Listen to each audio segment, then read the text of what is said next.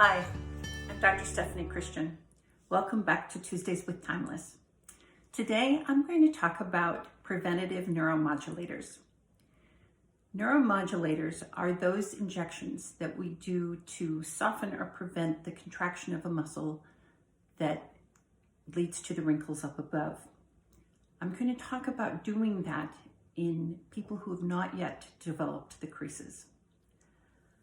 I've done a couple of videos talking about neuromodulators, but before I get into talking about preventative neuromodulator injections, I want to just review neuromodulators and what they do before I launch into the discussion of preventative neuromodulators. So, this is skin and muscle. This is skin, this is muscle.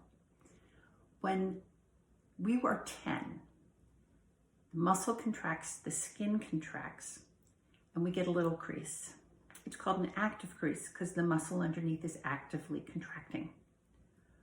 But when the muscle relaxes, the skin fully relaxes, and there's no evidence that there was ever a crease there because we're 10, and the skin is thick because it has collagen, and collagen makes it thick, and it has elastin, which gives skin its nice spring back.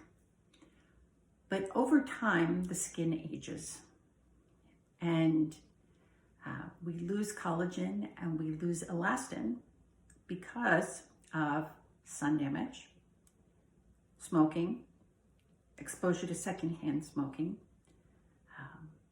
toxins in the air, chemicals in our food, stress. And there comes a time when we get the active crease because the muscle underneath is actively contracting. But when that muscle relaxes, the skin up above does not fully relax. And we have a permanent crease, which is called a passive crease because the muscle underneath is no longer actively contracting. And that is often the time someone comes in and asks for a neuromodulator injection. They've tried all of the creams and nothing gets down into the muscle, which is the bad actor here, because it's the repetitive contraction of that muscle that is causing this crease to now become permanent. So the areas of the face where we have the most dynamic range and where we tend to get these passive creases are the frown lines between the eyebrows. And we get those not just from frowning, but also it's a concentration look for a lot of people. We find that people get them a lot from looking at computer screens, but we used to look at great big tabletop computers, and then it was laptop computers, and then it was tablet computers, and now we do so much of our daytime stuff on the tiny little screens of our smartphones. And if you watch people when they're looking at the screens on their smartphones, there's a lot of furrowing of the brow that happens looking at that tiny screen. The other thing that happens is when we're looking at those screens, there's a blue light that comes off that is irritating to the eyes. And a lot of people do furrowing to protect their eyes. Another thing that happens is people furrow if they are not protecting their eyes from the UV rays that are outside. So it's really important to wear sunglasses that have UVA and UVB protection. The other dynamic areas are the forehead, because we raise up our eyebrows. We do that as a surprise look, but a lot of people do that as an unconscious thing as well. So they do it when they're listening to someone, or they do that when they start to talk. The crow's feet are another dynamic area. We do that when we smile, and we do that when we laugh. But interestingly, some people do that when they start to talk, and some people do that when they are listening to people speak. And it's hard to know when that unconscious behavior developed. And along those same lines, we have those same kind of lines around the mouth. There are a lot of reasons to get smoker's lines, and more than half of people get smoker's lines who never smoked at all. One of the reasons is from repetitive motion of muscles. Some people have little tics and they move their mouth from side to side, which will cause those lines. Some people purse their lips when they're concentrating. And those are unconscious movements. It's really hard to tell someone to stop doing something if they're not even aware they're doing it. We think of, or we used to think of, people coming in their middle age, or maybe even a little younger, in their early 40s, because they had developed these passive creases and they couldn't fix it with creams. And so they arrived on our doorstep, and we addressed them in two ways. We always started them on a retinol. Retinol wasn't going to take care of the creases, but it was going to help with the fine lines that preceded the creases, because it helps build collagen and it helps with cellular turnover. And the second thing we would do was inject with neuromodulator. The neuromodulator goes through the skin into the muscle, and it interferes with the communication from the nerve to the muscle fiber, so that it either softens the muscular contraction or it stops the muscular contraction altogether. And that way, if you're not having that repetitive motion, this passive crease goes away. And over time, in the time that I've been doing these injections, which is the last 15 years, I have noticed that younger and younger and younger people have been getting these injections, so that it's not at all uncommon for someone in their late 20s, early 30s to be getting injections, or even now earlier than that, sort of 26, 27, 28, because they're beginning to get the beginnings of the fine passive creases here. And once again, it's because I think they're looking at these little screens. And now that we've gotten very comfortable injecting people in the second half of their 20s, we've also noticed that we can predict where people are going to develop creases. So if I'm talking to someone and I watch them speak, or I watch them as they're listening to me speak, or as they smile and laugh, I can predict where they are going to develop those creases, whether they're going to develop around the lips, or whether they're going to develop frown lines, or the horizontal forehead lines, or crow's feet.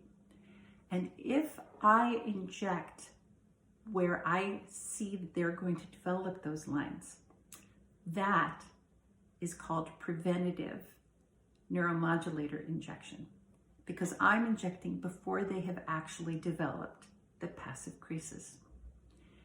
They need very small doses. I still have them come in every 3 months, like I have regular neuromodulator patients, but they need small doses, and they continue to need small doses, and they can have a very natural appearing face. But what this does, it actually benefits the skin, because they will never have the development of those creases, and they will not suddenly come in at 50 or 55 with really deep creases and that may need fillers, and they will maintain that smoothness. What we know is that the face has a yin and a yang, and I'm going to use the forehead as an example. The muscles in the forehead are elevators. They are responsible for the elevation of the eyebrows. The counter, the yang to that yin, are the depressors here in the middle and here on the side. So if someone comes into me and says, I need elevation here, I don't want to inject their elevators. I don't want to inject into their forehead. I want to inject here and here into their depressors. I want to decrease the action in the muscles that are pulling in the direction I don't want the muscles to go. And I want to leave the muscles that are moving in the right direction alone.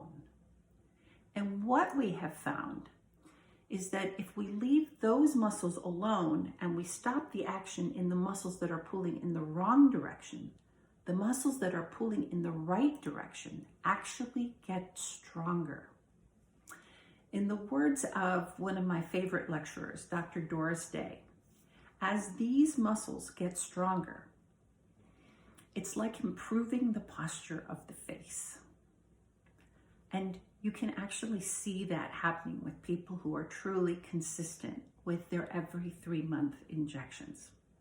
The other thing I see in my own experience is that after those 2 years of being really consistent, they can start spacing out those injections. But what we see with patients who are getting this neuromodulator preventatively is that they can stay with really small doses and they never need the big doses.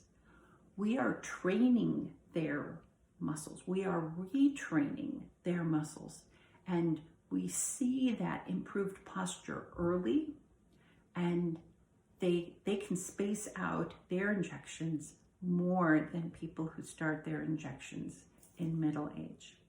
So the overall benefit to someone who's getting preventative neuromodulator is they need smaller amounts of neuromodulator. They maintain a natural look, and they never develop the lines either in the furrow or in the horizontal forehead or the crow's feet, or for some people around the mouth, because there really are other things that can cause lines around the mouth, which can cause people either to look angry or to look prematurely aged.